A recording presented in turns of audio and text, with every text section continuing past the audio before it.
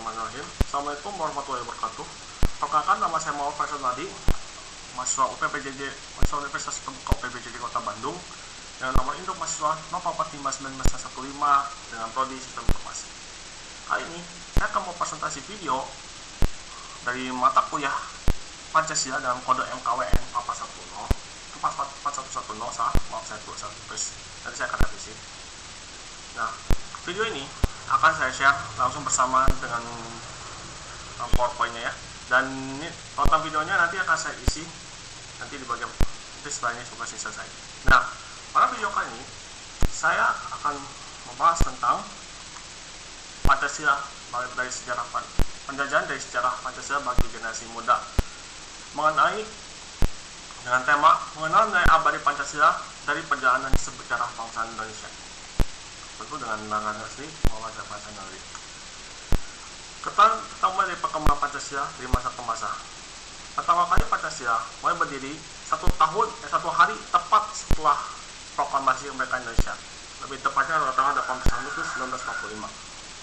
Namun, negara Indonesia tak serta-merta langsung mendapatkan kemerdekaan karena masa agresi militer Belanda sampai pada tahun 1949. Nah, pada tahun 1949 semua ditentukan dan di dasar negara dapat disesuaikan dengan konstitusi Republik Indonesia Serikat. Dan namun hal tersebut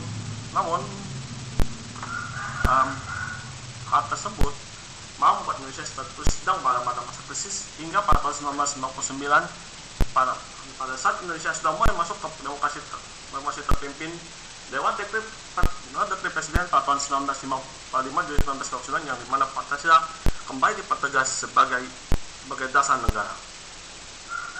Yaitu berlanjut bahkan hingga tahun 1966 di saat Orde Baru pun Pancasila tetap dijadikan ideologi tunggal.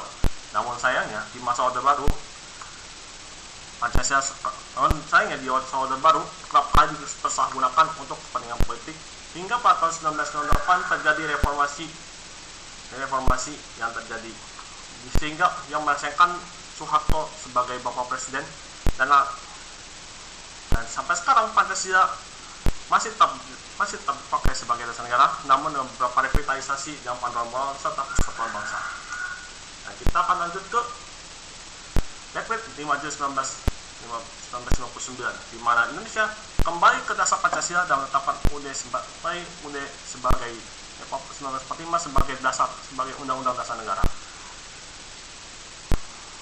Dalam konteksnya, hal ini terjadi karena mengingat pada masa 1949 hingga 1569 Indonesia gagal melakukan konstituante dalam menetapkan undang-undang baru. Sebagai tindakannya, Bapak Presiden Soekarno sebagai presiden saat itu melakukan dekret untuk kembali menetapkan Undang-Undang Dasar 1945 sebagai undang-undang dasar negara. Dan dampaknya Pancasila kembali dipertegas sebagai dasar negara dan pedoman dalam kehidupan kebangsaan.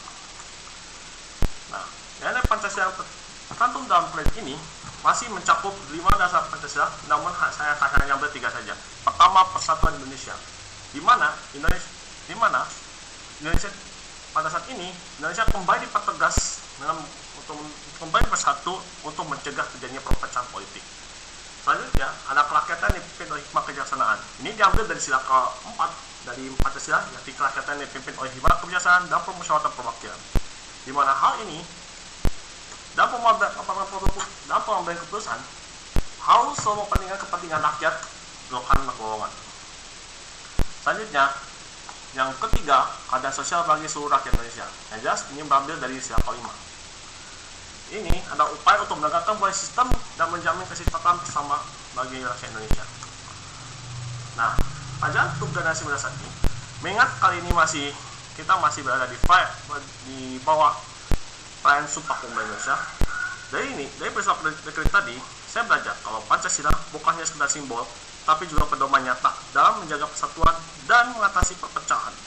Sebagai kita, generasi muda, kita harus menjalani semangat persatuan dan kebijaksanaan dalam bermusyawarah, terutama di era Indonesia yang mudah sekali muncul terjadi adu domba dapat pemecah belah. Nilai Pancasila sampai tetap relevan untuk membangun bangsa yang adil dan bersatu serta beradab. Nah, Pancasila sebagai kompas abadi bangsa Indonesia Pancasila adalah warisan luhur yang menuntun bangsa dari masa ke masa. Tugas generasi muda adalah menjaga dan mengamalkan nilainya dalam kehidupan sehari-hari.